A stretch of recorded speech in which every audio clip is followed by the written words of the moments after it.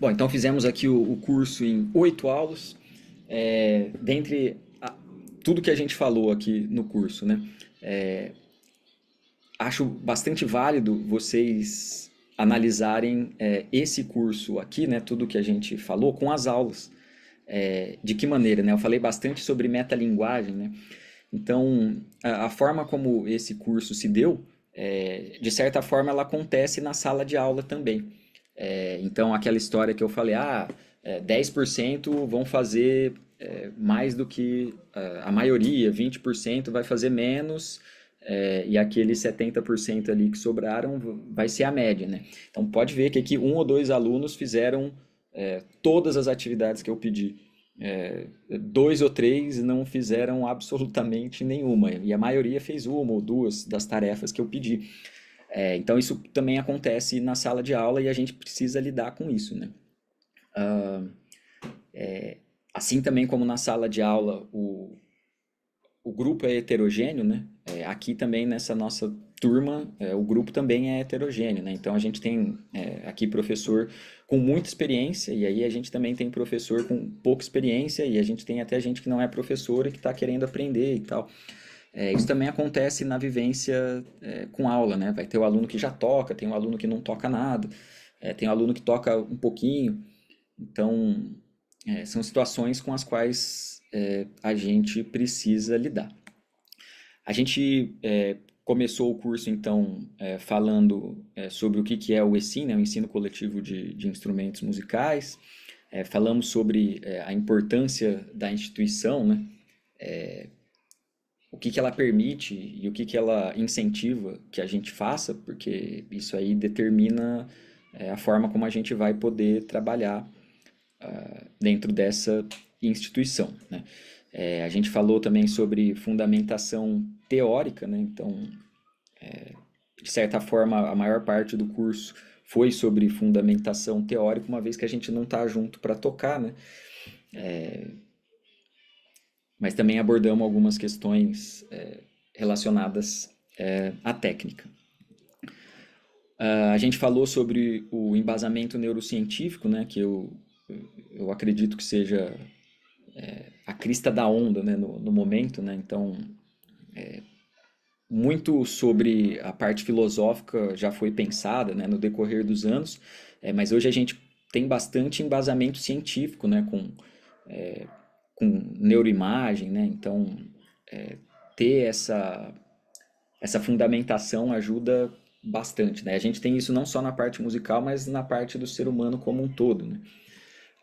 Então a gente falou sobre a plasticidade cerebral no aprendizado musical, né? As diversas áreas que o aprendizado musical atinge, né, no cérebro, né? E a gente viu também que é uma das atividades mais estudadas pelos neurocientistas é a música por conta da complexidade que ela tem e da gama de áreas cerebrais que ela utiliza.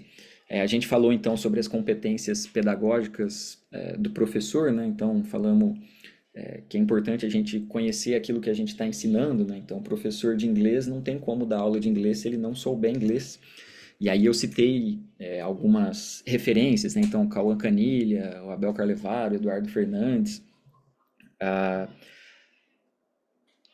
A gente está sempre se atualizando aquilo na área que a gente está ensinando, né? Então, eu dou aula de violão, preciso saber o que está acontecendo aí no mundo do violão. Então, nesse instante, por exemplo, está acontecendo o encontro do Enesim, né? Então, são 3 ou 4 encontros em Goiás, que eles estão debatendo o ensino coletivo de instrumentos, né? Então, essa atualização da nossa parte sempre vai trazer novas ideias e vai fazer com que nossas aulas nunca sejam iguais, porque sempre aparece uma ideia nova que a gente pode ou usar a ideia nova toda, né? Ou associar a alguma coisa que a gente já faça, né? Essa história de conhecer o aluno aqui, eu sugeri o Sapolsky, né? O Robert Sapolsky, que é um neurocientista que vai falar sobre comportamento humano, né? Mas baseado na neurociência. A potência em ato, né? Então, saber o que... ou ter ideia, né? Do que o aluno pode vir a saber, né? Então, o Vygotsky, que já é antigo, né, mas que é bacana também, que isso ia ser a zona de desenvolvimento proximal, mas o Aristóteles, que é o cunhador do termo potência em ato, né, e a própria neurociência, né, então esse tipo de literatura é interessantíssimo que a gente tenha, né. A gente falou bastante também sobre a motivação, né, porque em última instância o ato de ensinar é a relação humana, né, é um ato de relação humana. Nem sempre a forma como a gente desenha o conteúdo, né? E nem sempre isso é o principal, né? Explicar exatamente como funciona um ligado, às vezes não é crucial na relação de aprendizagem, né? E a relação que você cria com o aluno é mais importante do que explicar exatamente como funciona o ligado, porque como funciona o ligado está na internet, né? Se a gente procurar, vai ter o pessoal do Los Angeles Guitar Quartet explicando isso, né? Claro, não estou dizendo que a gente não é importante o que a gente ensina, né?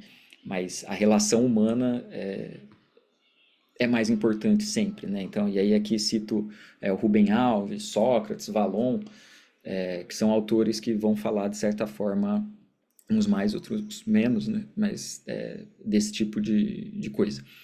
E aí também cheguei a falar sobre o artigo, né? Que mostra que o laço afetivo que o aluno tem na sala de aula, seja com o professor, seja com os outros alunos, é o que mantém o aluno no curso, né? Não a genialidade do professor, então. Apesar disso ser importante também, né? Então, ter atenção ao humor do aluno, né? Porque às vezes o aluno tá chateado, aconteceu alguma coisa e ele não está rendendo igual, né? Então é interessante a gente não cobrar dele o que a gente está acostumado a cobrar. Explicar o mesmo conteúdo de diversas maneiras, né? Ajuda a chegar em mais gente, né? Porque a gente tende a entender as coisas de maneiras diferentes. Então eu entendo de um jeito, o Arthur entende de outro, o Felipe de outro, o Thiago de outro. Então, se o conteúdo é exposto de maneiras diferentes, isso vai ajudar na compreensão do conteúdo, né? Então, a informação não utilizada, a informação perdida, né? Então, falei que o Aaron Scherer, que foi professor do Barrueco, é uma das frases que mais me marcaram nos livros dele, né? Então, não adianta ficar explicando coisa que o aluno não vai usar naquele momento, né? Então, se você não vai falar, não vai usar modo naquele momento, não tem por que explicar a respeito dos modos. E aí a organização do conteúdo é bem importante, né? Não é legal a gente ir atravessando os bois, né? Não vou falar de campo harmônico antes do menino ali saber fazer uns acordes. Mas lembrando que isso não é o mais importante, né? E aí o planejamento, que é crucial, né? Tanto o macro quanto o micro. Então, eu vou ter os objetivos de longo e curto prazo. Então, meu curso dura 6 meses, então eu vou dividir o conteúdo em um semestre, mas dentro desse semestre eu posso dividir em bimestre, posso dividir em mês, posso dividir em aula. Então, isso é muito importante, né? E aquilo que eu quero ensinar, eu vou distribuir dentro desse conteúdo, né? Desse período que eu tenho disponível. Eu coloco aqui um projeto temático, né, que às vezes é interessante para a gente trabalhar. Então, esse semestre vamos falar sobre as parcerias da MPB. Então, vamos falar sobre Chico e Edu Lobo, sei lá, Tom Jobim e Vinícius de Moraes, porque aí com um tema eu posso ir trabalhando o conteúdo que eu quiser, né? Então, com esse conteúdo, Chico Buarque e Edu Lobo. Posso falar da história da música, posso falar de harmonia, posso falar de melodia, posso falar de contraponto, posso falar de técnica, então posso falar um pouquinho de cada coisa, né? E tá tudo dentro de um tema. No final desse meu semestre, desse meu trimestre, desse meu ano, eu ainda posso expor um produto, né? Então, a partir de tudo aquilo que a gente trabalhou, aquilo ali resulta num produto. Então, as dinâmicas, como que a gente chega nisso, né? Então, eu vou chegar nisso por repertório ou eu vou chegar no repertório a partir do conteúdo. Então, isso foram coisas que a gente discutiu bastante.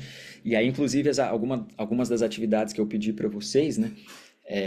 Elas podem construir esse tipo de conjunto dinâmico, né? Então, vocês têm diversos agora exercícios, né, que vocês podem usar nas aulas, né? Então, eu planejei a aula, mas, putz, a aula acabou muito rápido, sobrou 15 minutos. Eu vou pegar aquele exercício ali que o Arthur mandou, que a gente discutiu, e vou usar, né? Aquele sobre os intervalos, ou sobre a leitura, enfim. Então, isso também fez parte da metalinguagem, que são coisas que a gente pode usar na aula, né? Mas ter recursos na manga é sempre importante para a aula poder andar. Então, a estruturação da aula em si, né? Então, como que eu inicio essa aula, como que é o desenvolvimento dessa aula, como que é a finalização dessa aula. E aí a gente dividiu ali em 5 tópicos, basicamente, né? Cada uma dessas 3 fases, porque se a gente tem a aula bem estruturada, né? A aula bem segmentada, fica mais fácil de eu ir preenchendo aquilo que eu quero dentro dessa aula. Lógico que o objetivo não é necessariamente ser conteudista, mas algum conteúdo a gente precisa ter, né? Nem que seja o de explorar a reflexão. Então, ter a aula segmentada facilita para a gente quando a gente vai estruturar as nossas aulas. Eu falei sobre o conteúdo das primeiras aulas, né? Então eu acho essencial postura, ponto de apoio do instrumento, colocação de mão direita, seja com ou sem apoio, mas indicador e médio. Colocação mão esquerda, 1, 2, 3 e 4, podendo ser solta 1, solta 2, solta 3, solta 4. Se a minha abordagem vai ser com leitura, eu posso elencar um determinado repertório, se vai ser sem leitura, eu posso elencar outro tipo de repertório. E pensando que entra aluno no meio do curso, e para eu não repetir esse conteúdo, eu posso dividir isso. Estamos aprendendo brilha, brilha, estrelinha. Então agora vamos fazer os baixos da música, ou vamos tocar isso em outra posição. Ao invés de fazer na primeira posição, eu vou fazer na quinta posição. Mas é importante que eu não fique sempre me repetindo para a aula do aluno que já está desde o início fique maçante, né? Então, só lembrando aqui, né, fazendo um parênteses, a ideia é só a gente relembrar tudo aquilo que a gente falou, né? A gente falou esse tipo de coisa aqui em pormenores. Falamos sobre o conteúdo balizador para as aulas iniciantes, né? Então, o que que eu penso que é interessante o aluno saber no primeiro ano, o que que eu penso que é interessante o aluno saber no segundo ano e no terceiro e quarto ano. Mas lembrando que isso não é o mais importante da aula, né? A história do vínculo afetivo é sempre mais importante, desde que não seja qualquer coisa, né? Então, estou dando aula de violão, mas estou contando a piada da galinha pintadinha, aí não tem cabimento, não é aula de violão, né?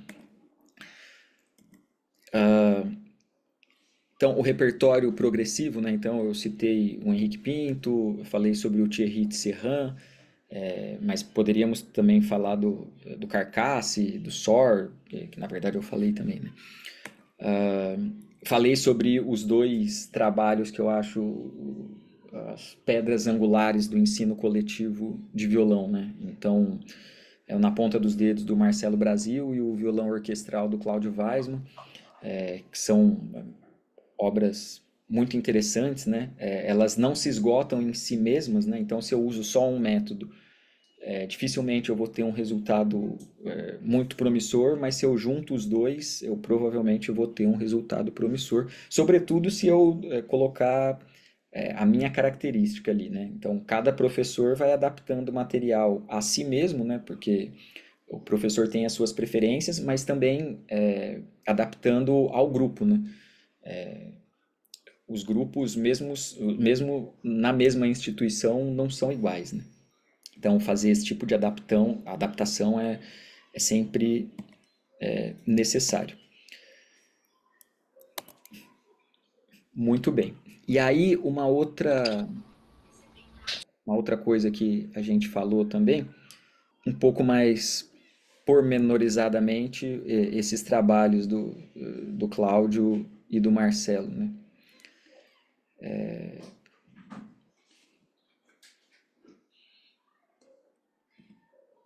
E aí a gente falou também, então, um pouquinho sobre a história do ensino coletivo, né? Desde o do método mestre-aprendiz, né? Mestre-discípulo, até o Carcasse e o SOR, e passando pelo ensino coletivo com o LIST, né?